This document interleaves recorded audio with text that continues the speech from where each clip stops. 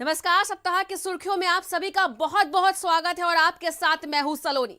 आज इस खास प्रोग्राम में हम बात करेंगे सिर्फ और सिर्फ 2022 के यूपी इलेक्शंस की। वक्त बहुत कम बचा है, पार्टियों के आगे ढेरों चुनौतियां हैं। बीजेपी ने 4.5 साल का रिपोर्ट कार्ड पेश तो किया, जश्न भी बनाया, लेकिन बहुत सारी चीजें नहीं बताई, वो हम आपको बताएंगे। चुनाव की तैयारियां तेज हो गई हैं और यूपी के इलेक्शन इंचार्ज के 3 दिन के दौरे में क्या कुछ खास रहा, इसके साथ ही इन दिनों हुई शिवपाल और ओवैसी की सीक्रेट मुलाकात का नतीजा क्या निकला और फिर बात होगी यूपी में ब्राह्मण का मूड जानने के बाद अब उत्तर प्रदेश में मुस्लिम वोटर किधर जाएगा। तो आइए शुरू करते हैं सप्ताह की सुर्खियां।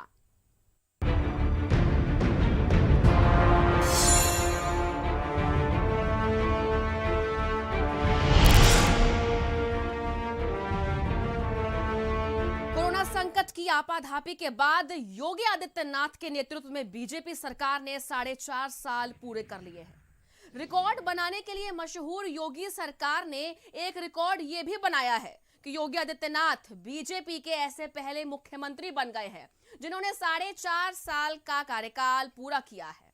हालांकि अंदर अंदर कई मतभेद जरूर चल रहे हैं, लेकिन ऊपर ऊपर सब ठीक है। रविवार को सीएम योगी आदित्यनाथ ने सरकार की 4.5 साल की उपलब्धियां सबको बताई, सबको गिनवाई।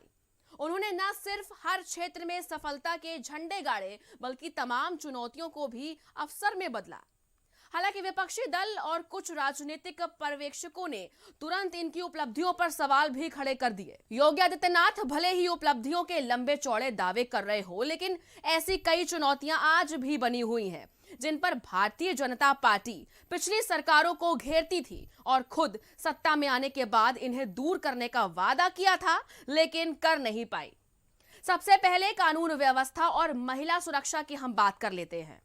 भारतीय जनता पार्टी न सिर्फ पिछली समाजवादी सरकार पर आक्रामक रहती थी, बल्कि सरकार में आने पर उसे पूरी तरह से सुधार देने का भी वादा किया था।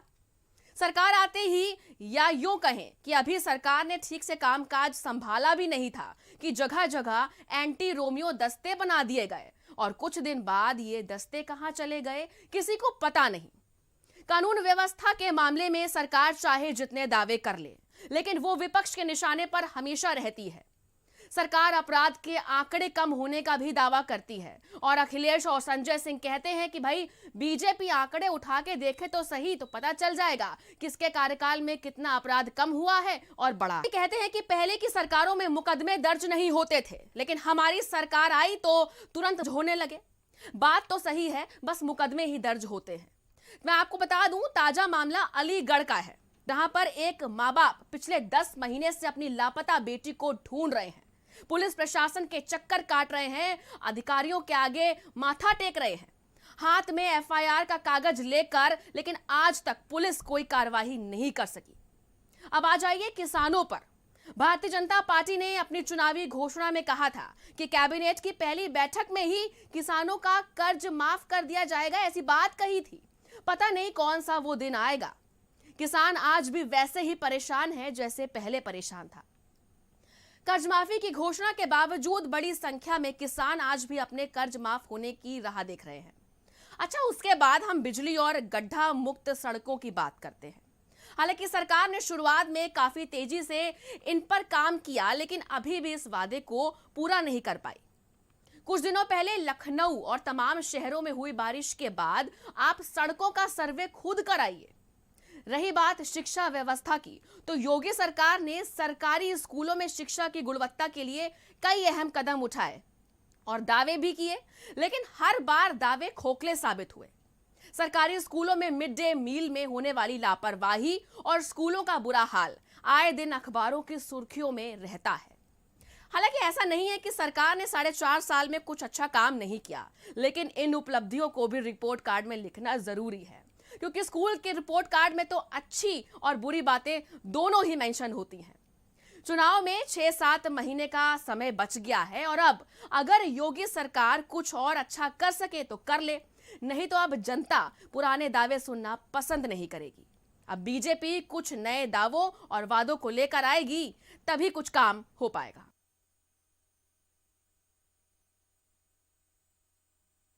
भारतीय जनता पार्टी की तरफ से यूपी के इलेक्शन इंचार्ज और केंद्रीय शिक्षा मंत्री धर्मेंद्र प्रधान ने अपना पहला चुनावी दौरा किया।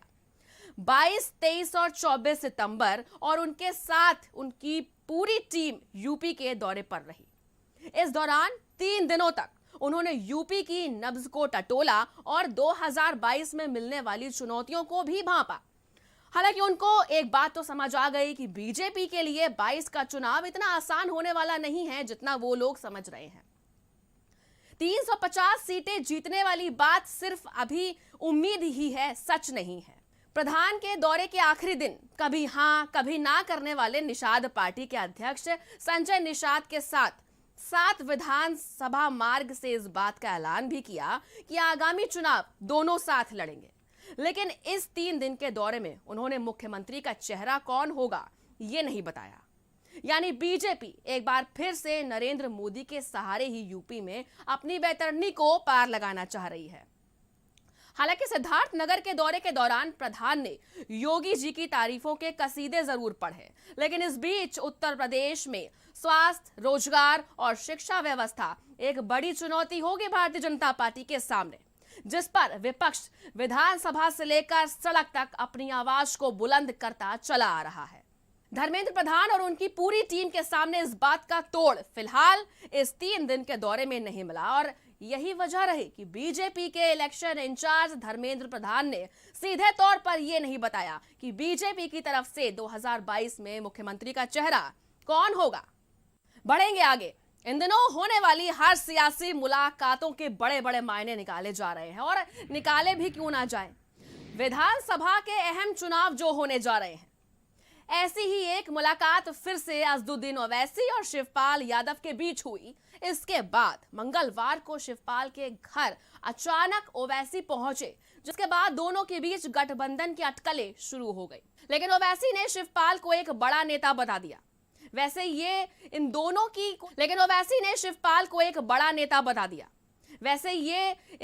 की कोई पहली मुलाकात नहीं थी। अब समझना यह है कि क्या इन दोनों के बीच गठबंधन हो पाएगा, और अगर गठबंधन होता है तो किसे फायदा होगा और किसे नुकसान, और अगर गठबंधन नहीं होता तो फिर क्या होगा। इसे समझने के लिए सबसे पहले यह समझना जरूरी है कि ओवैसी और शिवपाल दोनों ही उत्तर प्रदेश के चुनाव में क्या ताकत रखते हैं। इनको समझने के लिए 2017 के चुनाव के आंकड़ों को समझना जरूरी है। ओवैसी की पार्टी 2017 का विधानसभा चुनाव लड़ चुकी है। ज्यादातर लोग ये जानते हैं कि 38 में से 37 सीटों पर उसके उम्मीदवार की जमानत जब्त हो गई थी, लेकिन कई सीटों पर एआईएमआईएम ने तगड़ी ताकत भी दिखाई थी। नई पार्टी के तौर पर जो नतीजे आए थे वो उत्साहजनक थे, इसीलिए ओवैसी इस बार पूरी ताकत लगा रहे हैं विधानसभा चुनाव में। अब शिवपाल की पार्टी प्रगतिशील समाजवादी पार्टी लोहिया की बात कर लेते हैं। 2019 में पार्टी ने पहला चुनाव लड़ा। 2017 में एआईएमआईएम की तरह पीएसपीएल को 2019 में एक भी सीट नहीं मिली, लेकिन शिवपाल यादव की ताकत का पता जरूर चला। अब ओवैसी राजभर से अलग हैं और यूपी में चुनाव लड़ने के लिए साथी ढूंढ रहे हैं। मायावती, शिवपाल या छोटे दलों का मोर्चा बनाएंगे। बड़ी बात तो यह भी है कि विधानसभा चुनाव आते आते ओवैसी चुनाव में टिक भी पाएंगे या नहीं, यह बड़ा सवाल है। अब एक बड़ा सवाल और आता है कि शिवपाल और ओवैसी के एक साथ आने से अखिलेश और भाजपा पर क्या फर्क पड़ेगा। देखिए, शिवपाल यादव सियासत के मंझे हुए खिलाड़ी हैं। शिवपाल और ओवैसी की मुलाकात को एक और नजरिए से देखा जा सकता है। एक तरफ तो शिवपाल यूपी में बनने वाले भागीदारी मोर्चे के साथ खड़े दिखाई दे रहे हैं, और वहीं दूसरी तरफ ये मुलाकात भतीजे अखिलेश यादव के ऊपर दबाव बनाने की एक टैक्टिक्स भी हो सकती है। इसको यूं भी समझा जा सकता है, क्योंकि अखिलेश ने अपने एक बयान में कहा था कि वो शिवपाल यादव की पार्टी को सिर्फ एक सीट जसवंत नगर देने को तैयार है। शिवपाल और ओवैसी दोनों अखिलेश के घर में ही सेंधमारी करते रहे हैं या आगे भी करेंगे। ऐसे में दोनों गठबंधन में चुनाव लड़ेंगे तो इससे अखिलेश यादव को कुछ फायदा हो सकता है। ऐसा इसलिए क्योंकि गठबंधन के बावजूद दोनों ज्यादा वोट नहीं खींच पाएंगे, लिहाजा अखिलेश के वोट बांटने से बच जाएंगे और ऐसा होने पर भाजपा को उतना फायदा नहीं होगा जितने की उसे उम्मीद होगी। हाँ, अखिलेश को नुकसान तब हो सकता है जब एआईएमआईएम और पीएसपीएल अलग अलग चुनाव लड़े। ओवैसी और शिवपाल दोनों अलग अलग अखिलेश के परंपरागत वोटरों में सेंधमारी जरूर करेंगे। अखिलेश यादव के लिए यह ज्यादा बड़ी चोट होगी और तब इसका सीधा फायदा भारतीय जनता पार्टी को मिलेगा।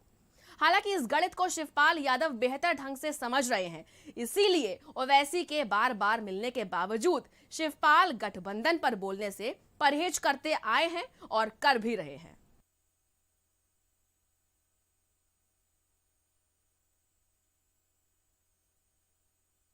यूपी में विधानसभा चुनाव आने में ज्यादा समय नहीं बचा है। तैयारियां जोरों शोरों पर है, रणनीति बनाई जा रही है, आरोप प्रत्यारोप एक दूसरे पर दागे जा रहे हैं और ऐसे में एक बड़े इतिहासकार केएम अशरफ साहब की बात याद आ जाती है।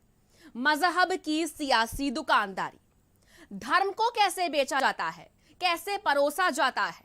चुनाव जैसे ही नजदीक आते हैं इसकी बानगी हम हमेशा देखते हैं और ये उस देश में होता है जो 1947 में धर्म के आधार पर तकसीम भी हुआ था। बहुत से लोग एक धर्मनिरपेक्ष भारत में रहने को तैयार हुए, एक इस्लामी मुल्क भी बन गया, लेकिन जैसे ही चुनाव आता है तो हिंदू मुसलमान भी होने लगता है और यही काम उत्तर प्रदेश में हो भी रहा है।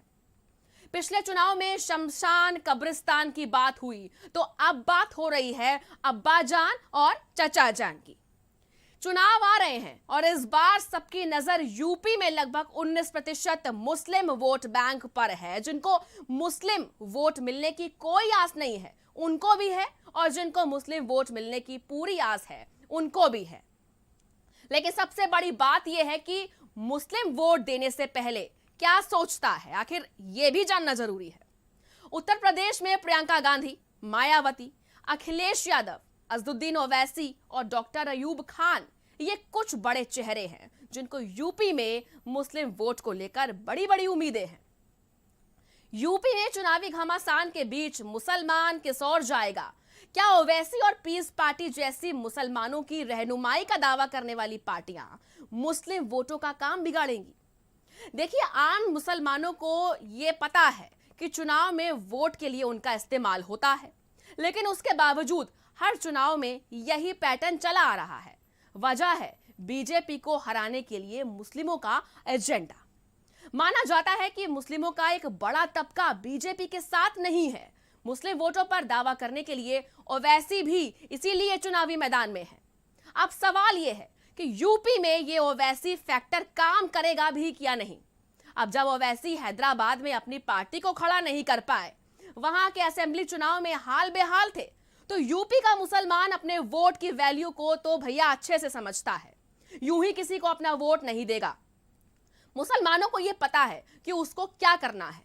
उसे यह भी पता है कि उसके वोट का अगर ध्रुवीकरण हो गया तो उसका 19% वोट बेकार चला जाएगा। दरअसल पिछले 3 दशकों से ऐसा माना जा रहा है कि जो बीजेपी को हराएगा मुस्लिम उसके पाले में आ जाएगा। अब सारी पार्टियां इसी गुणा भाग में उलझी हैं कि कौन सा समीकरण ऐसा बनाए कि मुस्लिम वोट उनके पाले में आ जाए। बीते कई दशकों से उत्तर प्रदेश का मुसलमान सपा के साथ जुड़ा है, कई बार झटके भी दे चुका है। कई सीटों पर वो कांग्रेस और बसपा के साथ भी आ जाता है, लेकिन इस बार मुस्लिम वोट बैंक के समीकरण बदले बदले से नजर आ रहे हैं।